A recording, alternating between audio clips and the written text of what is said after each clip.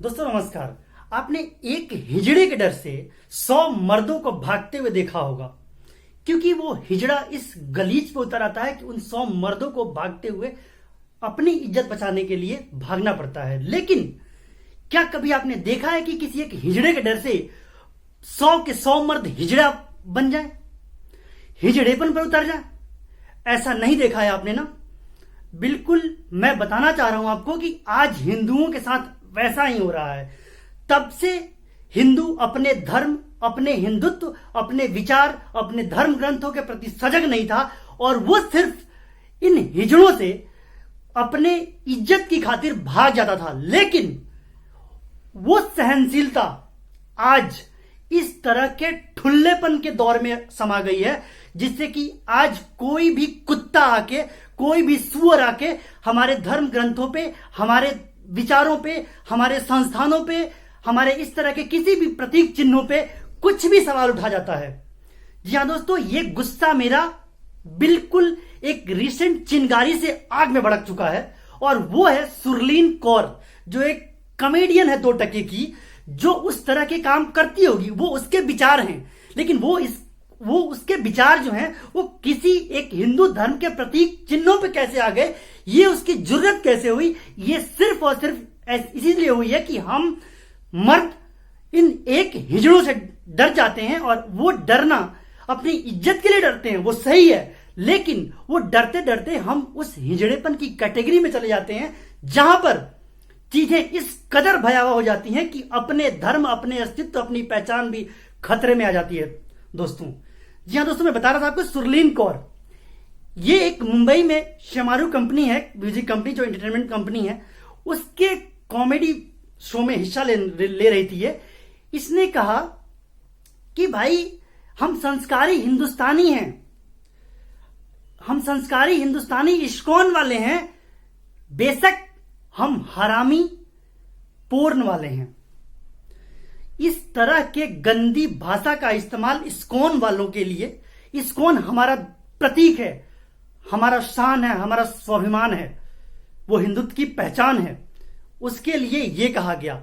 ISKCON को भी नहीं छोड़, इस्कॉन के आगे भी निकला गया और ये कहा गया कि हमारे देश में, हमारे संस्कारी देश में पोर्न तो नाजायज है देखना, लेकिन आप चले जाएं तो संस्कृत में लिखे हुए काम सूत्रा जायज है।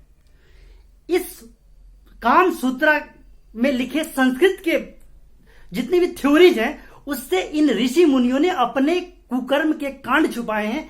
ये सुरलीन कौर का बयान है, बयान नहीं है, ये कॉमेडी शो में हिस्सा लेते हुए ये बोल रही थी वो। और इस पे वहां पे दर्शक, जिसमें हिंदू भी हो सकते हैं, होंगे ही, उन्होंने खूब ठहाके लगाए और खूब हंसे, खूब मजे किए। दोस्तों मैं बताना चाह रहा हूं कि इस तरह की सहनशीलता, इस तरह की चीजें कहीं ना कहीं आपको हिजड़ेपन की तरफ ले जाती है, और इसलिए इससे आपको बाज आना चाहिए। दोस्तों ये एक चिंगारी थी, जो सबसे लेटेस्ट चिंगारी थी, जिसने मेरे जमीर को जगा दिया। मैं भी एक सोता हुआ हिंदू सनातन धर्मी हूं, लेकिन अब इनकी वजह से, इनकी कुकर्म गाथाओं की वजह से इतना भर आया है दिल कि चीजें अब बदलनी पड़ेंगी। और इसमें मैं आपसे निवेदन करूंगा कि आप भी जगें और उठें, और जो भी अपने धर्म की रक्षा के लिए आपको अगर धनुष भी उठाना पड़े, क्योंकि गीता में क्या कहा है भगवान ने, अगर धर्म की रक्षा के लिए धर्म भी करना पड़े तो भी जायज है। लेकिन मैं फिर भी धर्म के रास्ते से हटने को नहीं कहूंगा, लेकिन अपने धर्म, अपने अधिकार, अपने पहचान, अपने कर्तव्य के लिए लड़ना पड़ता है, क्योंकि ये दुनिया ऐसे नहीं जीने देगी। जी हाँ दोस्तों, मैं तुम्हें बता रहा था आपको कि ये सिर्फ एक चिंगारी है, जिसने रिसेंटली मेरे जमीर को जगा दिया है, और मैं आपसे अपील कर रहा था कि आप भी जगें। लेकिन ये सिलसिला बहुत पुराना चल रहा है, चाहे वो हिंदू धर्म के खिलाफ हो, हिंदू ग्रंथों के खिलाफ हो, या फिर हिंदुस्तानियों के खिलाफ हो, जो सब सनातन धर्मी रहे हैं। जी हाँ दोस्तों, संजय राजौरा एक कॉमेडियन हुआ करता है, यह भी 2 टके का हंसा के अपनी घर की रोटी चलाता है। इसका कहना था कि दुनिया की सबसे पहली प्लास्टिक सर्जरी इंडिया में हुई थी, और वो किसकी हुई थी जी? तो वो हुई थी भगवान श्री गणेश की हुई थी। मैं भगवान कह रहा हूं, उसने कहा था गणेश की हुई थी, और उसने बड़े ही घटिया अंदाज में कहा कि अरे गणेश जी, आपकी तो जो सर्जरी हुई है वो लगता है कि भांग के मद में हुई है। मतलब क्या कहा उसने? भांग के मद में उसने भगवान शंकर को चैलेंज किया, उनके अस्तित्व को चैलेंज किया, और या फिर इनडायरेक्टली उसने हिंदू धर्म को कटघरे में खड़ा कर दिया। इवन मैं ये कहना चाहूंगा कि आज से पहले हर वक्त ये दो टके के जो कॉमेडियन और बॉलीवुड के भांड हैं, इन्होंने किसी तरीके से हिंदू धर्म का बलात्कार किया है, और ये बलात्कार अब हम सहेंगे नहीं, इसके खिलाफ आवाज उठाना ही होगा दोस्तों, मैं बताना चाहूंगा आपको। उसके बाद ले लीजिए, क्रिकेट को लेके हनुमान जी पे मीम बनाया जाता है कि हनुमान जी ऐसे थे। उसके बाद राम सीता पे अभद्र टिप्पणी की जाती है।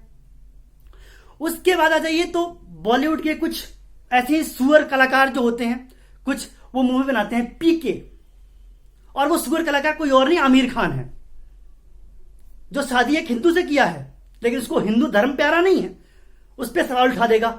उसकी हिम्मत है, उसके दम है कि वो कभी किसी और धर्म के खिलाफ बोल दे।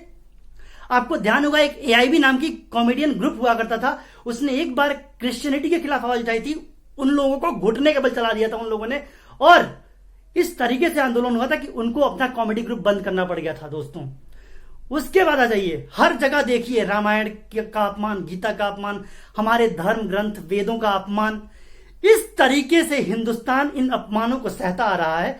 भगवान शंकर ने जिस तरीके से जहर का विष पिया था, उस तरीके से हम हिंदुस्तानी, हम सोते हुए हिंदुस्तानी, जिन्होंने हमने अपने धर्म ग्रंथों, अपनी पहचान, अपनी संस्कृति, अपनी सोच, अपने विचारों का अपमान, गला घोंटना और बलात्कार सहते आए हैं। अब वो समय आ चुका है कि हमें जगना होगा दोस्तों। और ये देखिए, ये तो इनकी हिम्मत है कि ये हमारे भगवान, प्रतीक चिन्हों, धर्म ग्रंथों का कर लेते हैं। इन्होंने हिंदुस्तान के वासियों और हिंदुओं को कहां छोड़ा है, ये देख लीजिए। जिस अखंड भारत की हम बात करते हैं, वो अखंड भारत ईरान, इराक, अफगानिस्तान, पाकिस्तान से होते हुए आज का हिंदुस्तान तक लेके आता है हमें। लेकिन आपने देखा इराक, ईरान, अफगानिस्तान, पाकिस्तान, ये सब कहां चले गए कट के? पाकिस्तान, बांग्लादेश, ये सब के सब कहां चले गए दोस्तों? इसी तरीके से चलता रहा तो देखिए हम कैसे कैसे आगे बढ़ रहे हैं, अपने विलुप्त होने के कगार पे। पाकिस्तान से चलता हुआ कश्मीर में आया। कश्मीर में 1990 में जिस तरीके से कश्मीरी पंडितों के साथ जो कुछ भी हुआ पता है आपको। उसके बाद जिस तरीके से पालघर हत्याकांड हुआ, नांदेड़ में 2 साधुओं की अभी रिसेंटली हत्या हुई है। उसके बाद पंजाब के होशियारपुर में जो चीजें हुई, साधु को लूट लिया गया, उसको मारने की कोशिश की गई। तो इस तरीके से आप देखें तो धर्म ग्रंथों के साथ साथ जिस तरीके से उन धर्म ग्रंथों के जो पथिक हैं, उस पे चलने वाले लोग हैं, उनको भी जिस तरीके से स्ट्रेटेजिकली समाप्त किया जा रहा है। ये चंद जो क्रिश्चियन मिशनरी के जो रोटी में पलने वाले इंसान हैं, वो जिस तरीके से ये कुत्ते जिस तरीके से एक स्ट्रेटजी के साथ काम कर रहे हैं सीरियस डॉलर्स के लिए, और अपने घर के जो नाजायज फायदे हैं, नाजायज खर्चे हैं, उसको उठाने के लिए, इससे तो यही लगता है कि अगर आप नहीं जगे, अगर आपने इसका प्रतिकार, प्रतिशोध नहीं लिया इसका, तो चीजें आगे और भी भयावह होंगी। दोस्तों, इस हिंदुस्तान में आज के नक्शे में सिर्फ कश्मीर ही नहीं है, कश्मीर के बाद अब बंगाल दूसरा कश्मीर बनने जा रहा है, और जिसकी झलक कहीं ना कहीं आ गई है।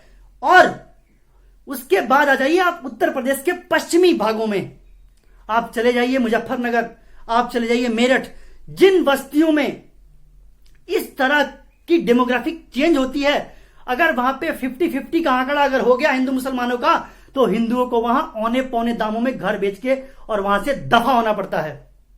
दोस्तों, आज डर का आलम यह है। तो दोस्तों, वो दिन दूर नहीं जब वो घर हिंदुस्तानियों के हर एक घर के कोने में के साथ में एक क्रिश्चियन मिशनरी का घर होगा, मुस्लिमों का घर होगा, और हर एक मुस्लिम से हमें कोई परेशानी नहीं है, क्योंकि अब एपीजे अब्दुल कलाम को हम पूजते हैं। एपीजे अब्दुल कलाम की तरह हर एक मुस्लिम पूजनीय है, इसमें कोई दो राय नहीं है, कोई हिंदू नकार नहीं सकता उनको। लेकिन जो इस तरह की मानसिकता रखे हुए हिंदू ही क्यों ना हो, उनसे हिंदुस्तान को डर है, हिंदुओं को डर है, हिंदू विचारधाराओं, भावनाओं, धर्म ग्रंथों को डर है कि ऐसे हिंदू भी कहीं ना कहीं उस सनातन धर्म के लिए बहुत बड़े कलंक साबित हो सकते हैं ऐसे जयचंद। दोस्तों, मैं बताना चाहूंगा आपको कि जिस तरीके से यह प्रकरण बढ़ता चला आ रहा है, यह रुकने का नाम नहीं लेता। हम कहते हैं कि भारत में राइट ऑफ इक्वालिटी है, संविधान सबके लिए बराबर है। यह संविधान कहां मर जाता है मुझे समझ नहीं आता। जब हिंदुओं के अपमान की बात आती है तो संविधान मर जाता है, संविधान की कोई अहमियत नहीं रह जाती।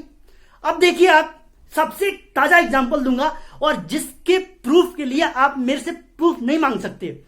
मौलाना साद तबलीगी जमात का जो मुखिया है, वो आज तक इस तरीके के घिनौने कुकृत्य के बाद भी गिरफ्तार नहीं हो सका। लेकिन वहीं आपको ध्यान होगा कि दिल्ली के एक शनि महाराज के मंदिर में दाती महाराज जो हैं, उन्होंने एक छोटी सभा बुलाई थी जिसमें 15-20 हिंदू भक्त गए थे। वहां पे उनको विदिन 24 आवर गिरफ्तार कर लिया गया। किस सजा में? लॉकडाउन को तोड़ने के सजा में। जबकि उनका वहां पे कोई स्पीच भी नहीं था, कोई बहुत बड़ा भाषण भी नहीं था।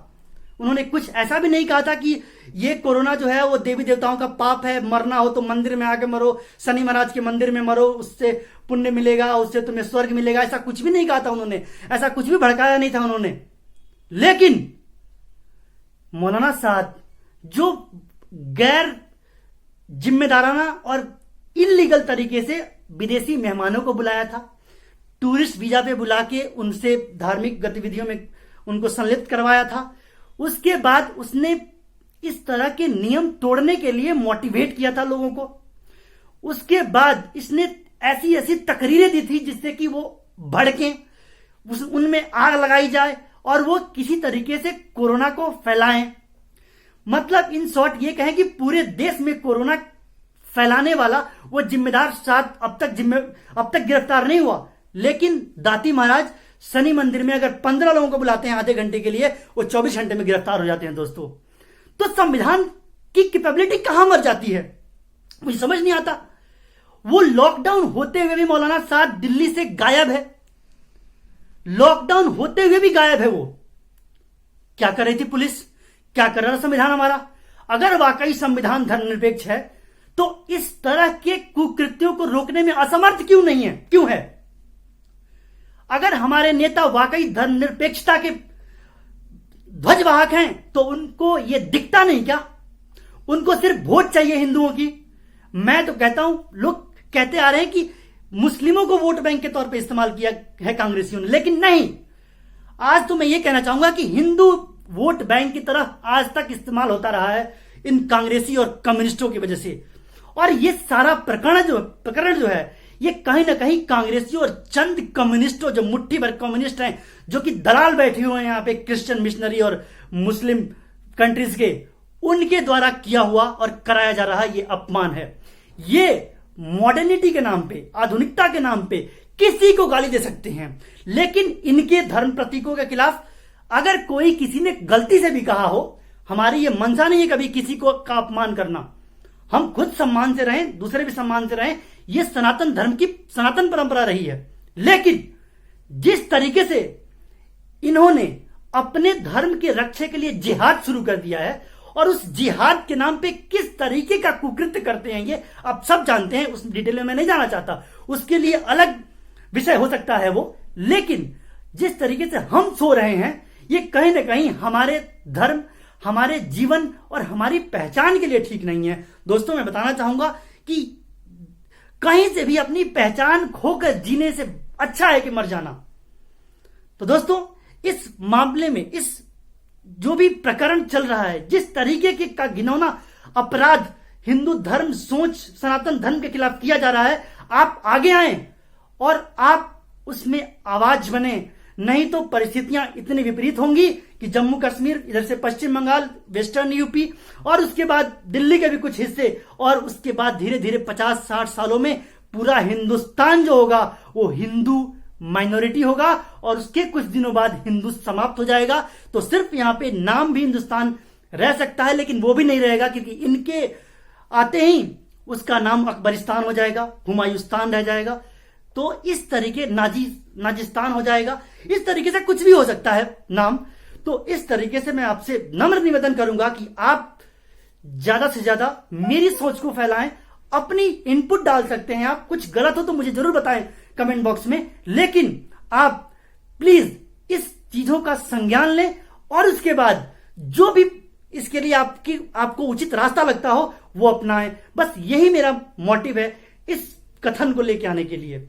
और इस पूरे प्रकरण में मैंने जो कुछ भी कहा उसमें कुछ चीजें मैंने विशेषण के तौर पे यूज किया है।